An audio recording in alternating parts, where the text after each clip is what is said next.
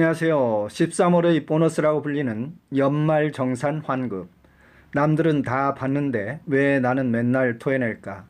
세월 참 빠르죠. 어느새 연말이 다가오고 봉급 생활자들은 연말정산을 위해서 이것저것 챙겨야 할 서류와 증빙을 찾게 되는 12월이 다가옵니다. 이번 강의는 봉급 생활자들의 연말정산 시 절세 방법을 위해 어떤 유리한 세제 혜택들이 있는지 꼼꼼히 살펴보는 강의를 준비했습니다. 영상을 통해서 많은 참고와 도움이 되시길 바라고 이번에는 꼭 환급 보너스도 받아보시기 바랍니다. 우선 연말정산이 무엇인지, 어떻게 절차가 진행이 되며 급여 생활자의 소득세 과세 방법과 준비해야 될 서류 등은 어떤 것들이 있는지 살펴보고 다음 강의를 진행하겠습니다. 연말정산이란 급여 소득자의 매월 원천징수한 소득세에 대해서 연말의 과세기간 1년의 소득세 과부족을 정산하는 절차라고 말할 수 있겠습니다. 연말정산 시기는 매년 1월 중순부터 2월까지가 되겠으며 연말정산 금액의 환급 시기는 통상 매년 3, 4월경에 환급이 되겠습니다. 환급세액 추가납부세액은 총 납부할 세액을 소득세를 정산을 한 후에 이미 매월 기납부된 원천징수액을 차감을 해서 부족한 경우에는 추가납부세액이 발생하고 이미 납부한 세액이 많을 경우에는 환급세액이 발생하는 것인데요. 여러분들이 받는 환급세액 또한 정부에서 그냥 공짜로 주는 돈은 아니고요.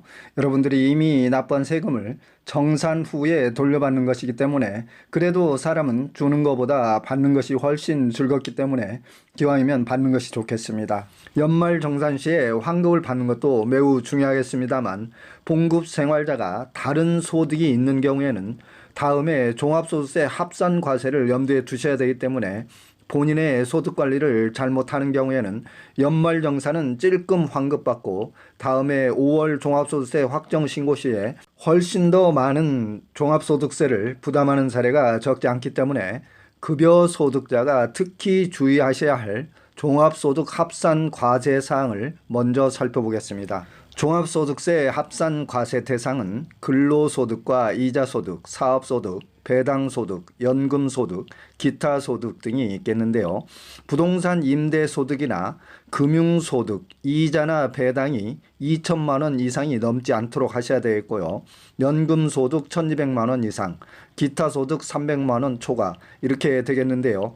만약에 급여 생활자가 단순히 근로소득만 있다면 근로소득 연말정산으로 모든 소득세 납부 절차가 끝나겠습니다만 부동산 임대소득이나 금융소득, 연금소득, 기타소득이 있는 경우에는 본인의 근로소득과 합산을 해서 높은 누진세율을 적용을 받기 때문에 여러분들은 소득관리에 특히 주의를 하시는 게 좋겠습니다.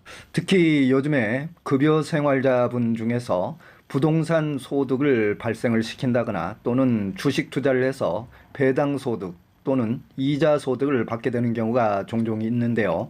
이런 경우에 금액 한도가 초과가 되면 본인의 근로소득과 해당 소득이 합산이 되어서 종합소득세를 눈덩이처럼 크게 맞을 수 있기 때문에 여러분들께서는 소득 관리에 매우 주의를 하셔야 되겠습니다. 화면에서 연금저축세액 공제 한도 금액과 세율을 보고 계시는데요. 절세 효과를 최대한으로 늘리기 위해서는 급여 소득 총액은 딱 정해져 있기 때문에 우선 납부할 세액을 줄여야 되겠는데요. 근로소득 금액에서 차감하는 소득 공제와 산출세액에서 직접 차감하는 세액 공제 두 가지 방법이 있는데 세액 공제 방법이 훨씬 절세 효과가 크기 때문에 세액 공제가 많은 순서대로 살펴보겠습니다. 그 중에 연금저축과 개인형 퇴직연금은 저축성 연금이기 때문에 퇴직 후를 대비해서라도 무조건 가입을 해두시는 것이 매우 유리하겠습니다. 연금저축과 개인형 퇴직연금을 합해서 연간 최대 인별로 700만 원까지 납입 금액에 대해서 환급세액이 가능하기 때문에 예시를 좀 살펴보게 되면 5,500만 원 이하의 근로자라면 700만 원을 연금저축에 가입을 했을 경우에 16.5%의 세액공제를 받을 수 있기 때문에 115만 5천 원이 되겠고요. 5,500만 원 이상 근로자라면 700만 원 가입 경우에 13.2%가 되기 때문에 92만 4천 원, 즉 어떠한 경우라도 적어도 100만 원 전후의 세금을 절약할 수 있겠습니다. 저희 산울TV는 정부의 부동산 세금, 주식 등 정책과 제도가 바뀔 때 투자와 생활 정보를 신속하고 정확하게 전해드리는 채널입니다. 여러분들의 관심과 애정으로 구독, 좋아요, 알림 설정해 주시면 대단히 감사하겠습니다. 또한 궁금하신 사항에 대해서는 댓글이나 카톡으로 문의를 주시게 되면 제가 시간이 될 때 검토 후 친절히 답변을 드리겠습니다. 다음은 세액공제가 가능한 의료비 세액공제에 대해서 살펴보겠습니다. 의료비 총급여의 3%를 초과하는 금액의 10%에 해당하는 금액이 세액공제 대상이 되겠고요. 본인 및 65세 이상자와 장애인, 기타 난임수술비 총급여액의 3%를 초과하는 금액은 한도 없이 전액 세액공제가 가능하겠습니다. 또한 보장성 보험료도 본인 및 기본공제 대상자를 피보험자로 하는 보험은 불이익금액 100만 원까지 12%, 장애인은 15%까지 공제가 가능하겠습니다. 다음으로 절세 혜택이 큰 세액 종류를 추가적으로 좀 살펴보겠습니다. 우선 교육비 세액 공제가 있겠고요. 교육비의 15%에 해당하는 금액이 되겠습니다. 그리고 저축에서 발생하는 이자소득세와 지방소득세까지 15.4%를 세액 공제를 받을 수 있는 것이고요. 여기서 저축세 공제가 가능한 저축은 재형저축과 ISA, 즉 개인종합자산관리 예금 등이 해당이 되겠습니다. 월세 세액 공제가 중요한데요. 1주택자와 연봉 7천만 원 초과자는 제외가 되겠습니다. 1년 동안 매달 지출한 금액의 10%까지를 월세 세액 공제를 받을 수 있겠습니다. 화면상에서 연말정산 시에 총 급여액에서 소득공제 절차 순서를 보고 계시는데요. 공제 대상으로 하는 금액은 기본공제와 추가공제, 연금보험료 공제, 기타 소득공제 등 여러 종류의 소득공제 사항이 있겠습니다만 종류가 너무 많기 때문에 일일이 다 설명드릴 수는 없고요. 화면상의 표를 참고해 보시기 바랍니다.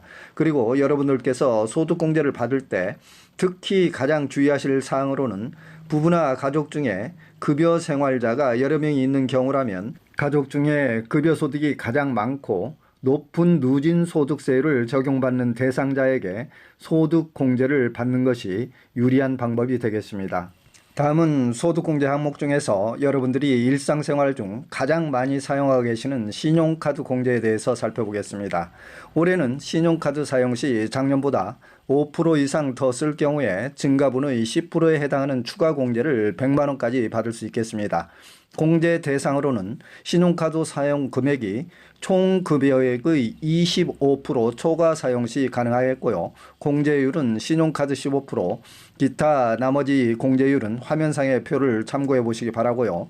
급여액이 7천만 원 이하자는 300만 원까지 공제 한도가 되겠고요. 7천만 원에서 1억 2천까지는 250만 원, 1억 2천이 초과되는 경우는 200만 원까지 공제 한도가 되겠습니다. 기타 나머지 소득공제 항목에 대해서는 종류가 워낙 많기 때문에 여러분들께서는 화면상의 표를 참고해 보시기 바랍니다. 기타 연말정산 시 추가적으로 좀 참고하실 사항으로는 연말정산은 소득공제 한도가 정해져 있는데요. 소득공제 종합한도는 2,500만 원까지 가능하겠습니다. 그리고 여러분들께서 신용카드를 사용하실 때 특히 주의하실 점은 신용카드는 사용자 기준으로 공제가 되기 때문에 맞벌이 부부는 결제를 남편이 하더라도 부인 명의로 발급받은 신용카드 사용 금액은 남편이 공제를 받을 수 없겠습니다. 여러분들께서는 화면상에 국세청에서 제공하는 연말정산 간소화 서비스 화면을 보고 계시는데요. 여러분들이 국세청 홈택스를 편리하게 이용하실 수 있는데 연말정산 간소화 서비스나 미리 보기 서비스 또는 환급액 미리 알아보기, 연말정산 자동 계산 등 연말정산 지급명세서 제출 등도 모두 국세청 홈택스의 연말정산 간소화 서비스를 이용하시면 매우 편리하게 연말정산을 하실 수 있겠습니다. 지금까지 연말정산에 대해서 전반적으로 상세하게 살펴봤는데요.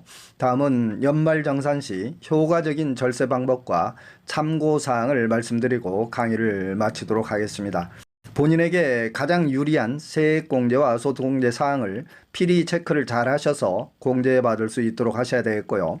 가족 중 급여 생활자가 다수인 경우에는 급여 소득이 가장 많거나 누진 소득세율이 가장 높은 자에게 공제 혜택을 받을 수 있도록 하셔야 되겠습니다. 그리고 연말정산 시 참고를 하셔야 될 사항으로는 중간에 이직한 자는 모든 직장의 소득을 합산해서 연말정산을 하셔야 되겠고요. 연말정산 시 누락된 사항이 있는 경우에는 5월 종합소득세 확정 신고 시 추가로 신고를 하셔서 환급도 가능하겠습니다. 그리고 종합소득 합산소득 관리를 잘 하셔야 되겠는데요. 또한 급여소득자는 부동산 임대소득이나 금융소득, 연금소득, 배당소득, 기타 소득이 있는 경우에는 소득 한도 금액을 잘 관리를 하셔야 5월 종합소득세 확정 신고 시에 많은 소득세를 부담하지 않게 되겠습니다. 시청해 주셔서 대단히 감사합니다. 기타 양도세나 증여세, 상속세, 종부세 등 다른 세목에 대해서 궁금하신 사항이 계시면 산울TV를 검색을 하셔서 각 세목별로 상세하게 강의가 되어 있기 때문에 참고를 해주시면 감사하겠습니다. 그리고 여러분들 관심과 애정으로 산울TV 구독, 좋아요 클릭해 주시면 대단히 감사하겠습니다.